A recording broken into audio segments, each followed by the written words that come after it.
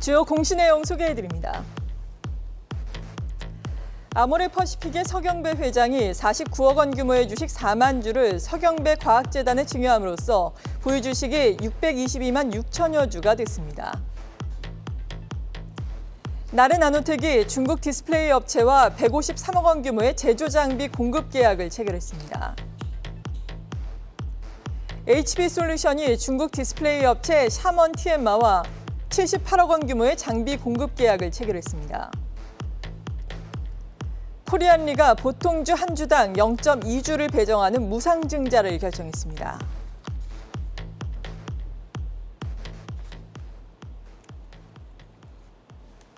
자세한 공시 내용 오늘도 타키오뉴스의 조호진 대표와 함께 알아봅니다. 어서 오세요. 안녕하세요. 네, 첫 번째 기업은 어떤 기업인가요? 예, HB솔루션을 말씀드리도록 하겠습니다. HB솔루션은 이제 낯선 분들도 많이 계실 텐데요. 그 HB솔루션이 디스플레이에서 주요 공정을 이제 담당하는 기업입니다. 특별히 디스플레이에서는 이제 퀀텀닷 이런 디스플레이 쪽에 중요한데요. 그 HB솔루션은 이제 퀀텀닷 하면 이제 많이 인지하시는 분도 계실 텐데 삼성 디스플레이가 이제 우리가 보통 보는 모니터를 갖다가 퀀텀닷으로 이제 발현했다라고 해서 이제 마케팅으로 많이 활용을 하고 있습니다. 그래서 뭔지는 모르겠지만 퀀텀이라는 단어가 들어가니까 뭔가 더 기술적으로 더 이렇게 좀 있어 보이는 이제 그렇죠. 그런 어떤 건데요.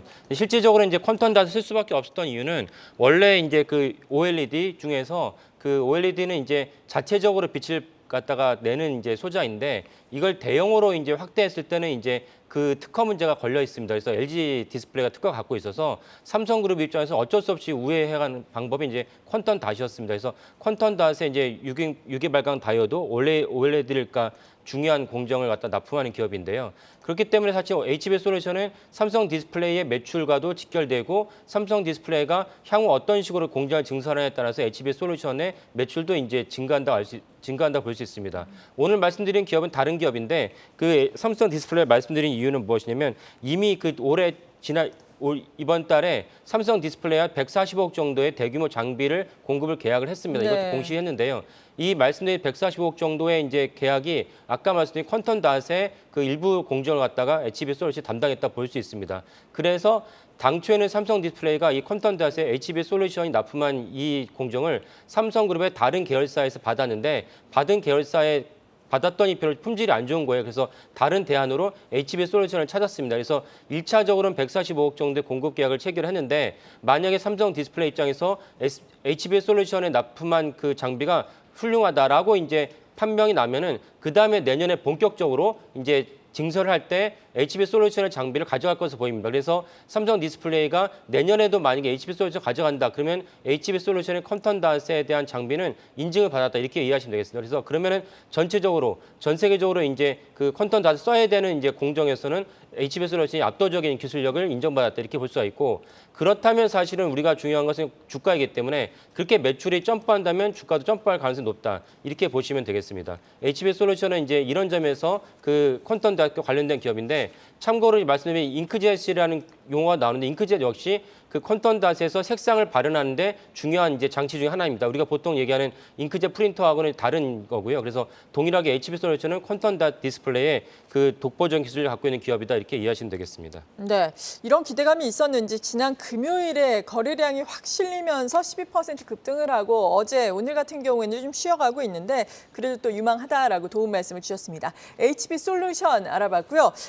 또 코리안리 무상증자를 결정을 했네요. 예, 요즘은 이제 우리나라가 이제 무상증자나 뭐 이렇게 자사주 매입 같은 거는 주가에 큰 반등이 네. 되는데요. 어제 장 마감 이후에 코리안리가 무상증자를 발표했습니다. 무상증자라는 거는 증자를 한다는 건 자본금을 늘린다는데 무상이라는 거는 추가로 주주들에게 돈을 받지 않고 무상으로 자본금을 늘린다 이렇게 이해하시면 됩니다. 그러니까 유상증자는 주주들에게 돈을 받고 그러니까 사실 자기의 자본이 희석되기 때문에 대부분 이제 그 악재입니다. 근데 무상증자는 전체적인 주주에는 큰 문제는 없습니다. 변화는 없습니다. 다만 유동성이 이제 늘어난다는 측면에서 주가의 긍정적 요소다 이렇게 평가를 하고 있습니다. 특히 우리나라에서는. 그래서 이제 코리안리가 유상증자를 발표해서 이제 오늘 주가에 이제 반등이 될 거라고 얘기했는데 코리안리는 이제 설명에서 알다시피 리라는 거는 다시란 뜻입니다. 그래서 뭐를 다시 했느냐? 보험사들이 또 다른 보험을 들어야 됩니다. 그러니까 보험사들도 안전망을 확보하기 위해서 또 다른 보험을 들어야 되는데 그런 게 재보험이라는 업종이 있는데 우리나라 유일한 재보험 기업이 코리안리입니다. 그러니까 독점 기업인데 독점 기업이라는 거는 어느 정도 이제 매출이 이제 성장이 되지만 폭발적 성장하지 않는다. 왜냐하면 이 재보험 시장이라는 것이 뭐 지금 형성된 것이 아니고 이미 오래됐기 때문에 어느 정도는 매출이 담보됐지만은 폭발적 늘어나지 않는다. 이런 점에서 사실은 코리안리가 안정적인 이제 매출과 그 영업이익을 기대할 수 있는데요. 또 하나 중요한 점은 이제 코리안리가 그 전체적인 매출의 코리안리의 그 상품을 사가는 곳 중에서 한 26%가 외국입니다. 그러니까 네. 외국에서 물품을 갖다 가져가면은 거기에 따라서 환차 이익을 갖다 기대해야 되는데 당연히 이제 환율이 상승했기 때문에 코리안리의 회계 장부에는 환차손이 이제 반영될 것으로 여겨집니다. 그러면 지난 말씀드렸지만 환차손이라는 거는 장부상에만 개입을 하는 거지 실제로 기업 가치와 유동성에는 전혀 관련이 없습니다. 근데 만약에 그렇게 공시가 나오거나 재무제표 잡혔을 때 모르는 분들이 환차손이 잡혔으니까 악재다라고 생각해서 주가가 떨어지면 그때는 오히려 주식을 매입할 기회다 이렇게 이해했는데 말씀드렸는데요. 코리안리도 마찬가지고 그래서 환차손이 발생할 걸 여겨지지만 그러나 이건 그는 환율의 문제이기 때문에 기업의 본질 가치는 무관하고 그래서 코리안리는 지금은 주가가 저평가돼 있는데 어제 종가 기준으로 했을 때 작년 배당금만큼 배당이 나온다면 전체적으로 이제 배당 수익률을 약 6.5%로 기대할 수 있습니다. 높은 수치이죠. 그래서 코리안리가 지금은 전체적으로는 주가가 낮지만 배당 수익률 그다음에 올해보다는 내년이 더 그 매출과 영업이 뛸 것으로 보기 때문에 두 가지를 다 염두에 두고 주가를 갖다가 보시면 되겠고 그러면 둘 다 차익 실현을 갖다 기도하고 배당 수익도 기대할 수 있는 기업이다. 이렇게 이해하시면 되겠습니다. 네, 지금까지 타큐 뉴스의 조호진 대표였습니다. 고맙습니다. 예, 감사합니다.